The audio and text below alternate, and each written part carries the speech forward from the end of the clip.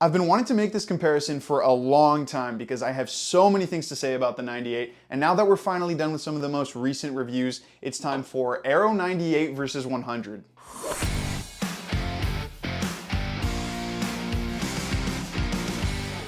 Hey everybody, it's Luca from Rackets Runners. Now, when the Aero 98 was released back in January, it came out with a bit of a bang and its stock has only risen since then. For me, there are three reasons for that. One, Carlos Alcaraz. I don't really need to say much more about that. He's electrifying. A few of us were lucky enough to see him in the flesh, and yeah, it's about as entertaining as you would expect. He's a great face for the line, and that's not even mentioning the other endorsements with Rune, Felix, and Feast, but more on that later. Reason two, they simplified the 98 square inch Aero marketing. Now, the whole idea behind a 98 square inch version of the Aero isn't exactly new because it's kind of just the newest version of the VS, but the whole marketing behind the VS was very confusing, especially when you had to buy them in pairs. Reason three, it's an absolutely phenomenal racket. I know I say a lot of good things about a lot of rackets, and to be honest, I think the industry is in a really good place right now, but the Aero 98 has what it takes to be an era-defining racket, and I don't say that lightly. Now, as usual, before we go on, remember that any of the rackets we cover here you can check out on our website, racketsandrunners.ca, and please remember to like the video, subscribe to the channel, and let me know down in the comments section what you want me to cover next. So obviously there will be a lot of good things said about the Aero 98 today, and I thought the perfect way to talk about this racket would be by comparing it to another racket that has already defined an era, the Aero 100. Aero 100, Aero Pro Drive, whatever you want to call it, whether you like it or not, this might be the most influential racket line ever, at least since the introduction of graphite. I don't think the 98 will ever reach that level of influence, but obviously with these two rackets being in the same line, having similar designs, it begs the question, what's the difference? Hint, there are a lot. But before we go on, I just wanted to say I did sometimes struggle to come up with clear thoughts, so I apologize if sometimes I'm a little incoherent throughout this review, but it's because I'm very passionate about the 98 and especially passionate about what it represents for the modern game. Oh yeah, also stay at the end because I'm going to say a lot of nice things about this racket, which might make the 100 sound not as great, but I'll explain why at the end, so yeah, you really do have to stick around. Wow, I'm really turning into a YouTuber. Stay tuned to find out. Like, comment, subscribe. I did not think that was going to be me. Anyways, let's get into it. We need to start with the most obvious, spin. They're both Aeros, so they're both obviously very spin friendly, and that's probably also where they are the most similar. Part of why they're so spin friendly is because they both have that classic pure Aero throat. That's always been the driving factor for this line's spin because the aerodynamic shape helps accelerate the racket through contact. These are both noticeably whippier than a lot of other rackets, which makes it easier to brush up on the ball for more spin. Basically, they both naturally complement that windshield wiper style really well. I do still find that the 100 can generate a bit more spin than the 98. Now that has been up for debate in the tennis review community, especially considering the fact that the string bed is more open on the 98, but I still think the 100 has it beat. There is a bit more string snapback for me, and it still comes down to that 100 square inch head just naturally helping create a bit more string movement. It's also the swing pattern on the 100 that makes you want to hit that grindy, spinny shot. So if you want the racket that has the most spin, but also complements that spin style best, the 100 is still king for me. Here's the thing, the 100 feels great to just sit back and grind spinny shots with because that's where the racket really shines. But it's also because the racket doesn't feel as good for other things. Everything about the frame is made for spin. It has a very uniform, almost robotic swing pattern that almost forces you to hit the same shot every time. That's great if you want to play that style, but this is where the 98 is such a more well-rounded racket. Now, I don't like being too anecdotal on this channel, but there's something about the way the shape, balance, and weight distribution feels on the 98 that makes you want to hit a bunch of different shots. Compared directly to the 100, it just feels like you have so much more minute control over the racket's face, which makes you able to vary your shot selection a lot more. The 100 feels fast when you're hitting ground strokes with the racket face parallel to the ground, but pretty sluggish everywhere else. It's almost as if combining the design of an Aero with the maneuverability and swing pattern benefits of a player's racket has led to this sort of magical frame that lets you access any style. I know what I'm saying is a little bit hard to grasp, so I'm going to use the playstyles of Nadal and Alcaraz to kind of explain what I mean by the different feel in your hands. Nadal, especially in the beginning of his career, was pretty one-dimensional. That one dimension was great, but he was the guy that outgrinded you from the baseline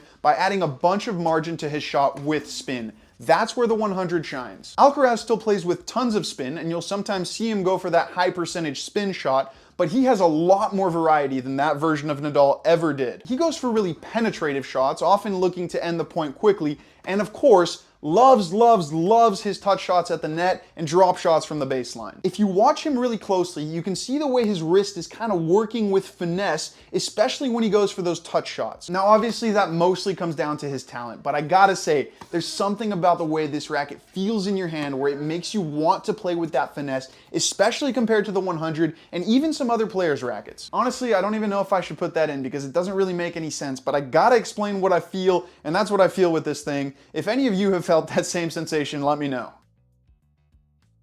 Now, I actually think the 98 is very good for control, and I'll explain why in a second, but objectively speaking, neither of these two rackets has great classic control. They're both fairly stiff and have anything but a thin traditional beam, so if you're looking for that soft, buttery control, you're not going to find that here, but that doesn't mean you're still not going to feel very good control with the 98. Now, I do have to caveat this by saying you still have to use modern technique when going for big shots. You're not going to be able to flatten them out the way you would on a Prestige, but you can still penetrate through the ball a lot more than on the 100 because the 98 has great precision. That's because, thanks to its 98 square inch head size, the sweet spot is a lot smaller, which also makes it a lot more sweet and a lot more accurate. You have a much better feel for the ball in the string bed compared to on the 100, which makes you much more willing to push on the gas knowing where your ball is going to go. Also, because it's a 98 and you have much better control over the racket's face, you still get a bit of that mid-swing control. Not like on a soft racket where you almost feel like you can pocket the ball and place it exactly where you want, but you do have that ability to almost edit your shot mid-swing, which you can't really do on the 100. Now, control is fine on the 100, and I actually think it's one of the most controlled Aero 100s to date, but there's no denying that the sweet spot is much bigger, and the racket can get a little bit sloppy if you're not hitting with big spin. If you think I've been way too technical so far, then you're probably going to kill me because I'm not going to tell you that this has more power than that or vice versa, because again, it's a bit more complicated than that. It would be fair to assume that because the 100 has a bigger head size, bigger sweet spot, and a thicker beam, that it's a more powerful racket. And to be fair, it does generate more easy depth than the 98. That's only if you're hitting the same shot at the same swing speed. But like I mentioned earlier, the combination of that Aero design with the quicker head size means that you can swing the 98 faster, and by generating more racket head speed, you can generate more power. It doesn't stop there though. Looking at these head shapes a little bit more closely, you can see that the yoke on the 98, this little part right here, is a lot higher than it is on the 100, and you can really feel that when you're grabbing the frame by the throat. That means that the sweet spot is also relatively higher up the frame, and when the sweet spot is higher, that means you're going to have more power because you have more leverage over the ball. Basically, the top end power generating potential is just way higher on the 98. The 98 also has a more crisp feel because the sweet spot is more well defined and the stiffness is really similar.